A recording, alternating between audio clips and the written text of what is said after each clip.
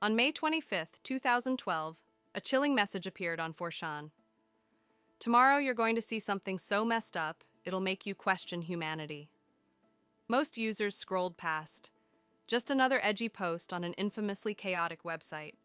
But the next day, the world would see a video so disturbing, it blurred the line between internet shock and real-world horror. This is the story of Luka Magnotta, a man who used the internet not only to get attention, but to announce murder.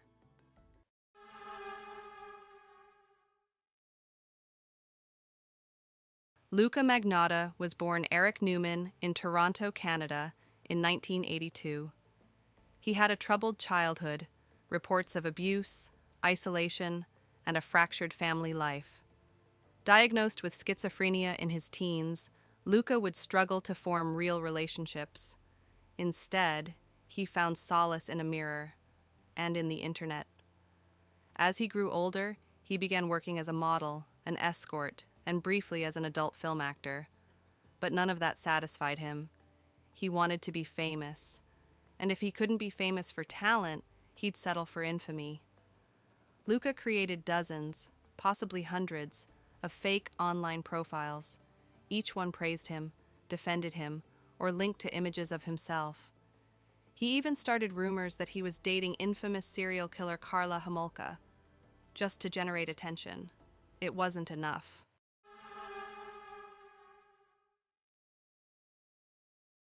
In December 2010, a video surfaced on a dark corner of the internet. It showed a man putting 2 kittens into a vacuum-sealed bag and turning on the machine. The man was masked. The video was silent, and it was real. Animal lovers and internet sleuths were horrified. A Facebook group formed, Find the Kitten Vacuumer, for great justice. They began analyzing every frame of the video, hunting for clues, a blanket pattern, a cigarette brand, background noise. Eventually, many of them pointed the finger at Luka Magnotta, but police dismissed the evidence. They said there was no proof of who was behind the video, and so Luka kept going. Over the next year, more disturbing videos surfaced. A python eating a kitten being drowned in a bathtub. Each video was more brutal than the last, each one taunting his growing audience of amateur detectives.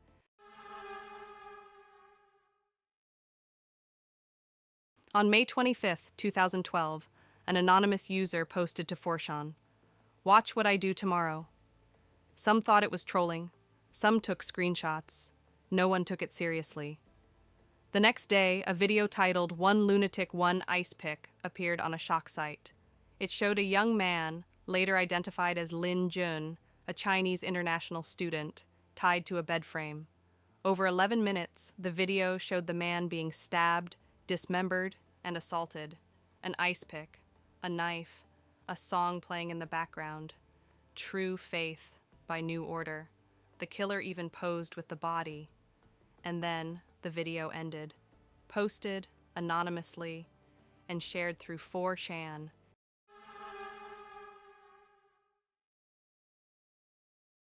On May 29th, a janitor in Montreal found a suitcase by the trash of an apartment building. Inside, a decomposing torso. Police were called. Inside the building, they found blood-soaked sheets, knives, and surveillance footage of Luka Magnotta leaving in the early hours. Meanwhile, in Ottawa, a package arrived at the Conservative Party headquarters. It contained a severed foot and a note. Another package, containing a hand, was intercepted at a postal facility. The killer wasn't hiding anymore. He was mailing pieces of his victim to the government and taunting the world.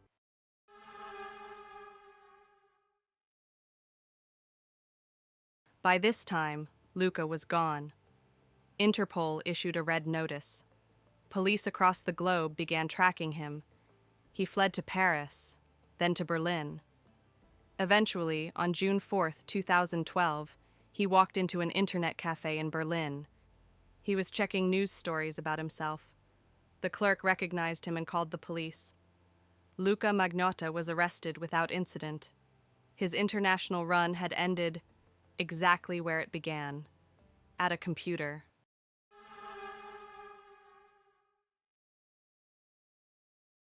Magnotta was extradited to Canada and charged with first-degree murder, committing an indignity to a body, publishing obscene material, criminal harassment mailing obscene matter. He pled not guilty by reason of mental disorder. His lawyers argued that schizophrenia had clouded his judgment, but the jury disagreed. After a 10-week trial and 8 days of deliberation, Luka Magnotta was found guilty on all counts. He was sentenced to life in prison with no possibility of parole for 25 years. The internet gave Luka Magnotta what he always craved: attention. He played the web like a puppet master, teasing animal cruelty videos, dropping cryptic clues on 4chan, and finally, broadcasting a murder. But his need to be seen, to be known, was also what led to his downfall. In the end, it was the very audience he taunted that helped catch him, a disturbing reminder. On the internet, even the darkest corners have eyes. And sometimes, the warning signs are right in front of us. Thank you for watching. Don't forget to like, comment your thoughts, and subscribe for more.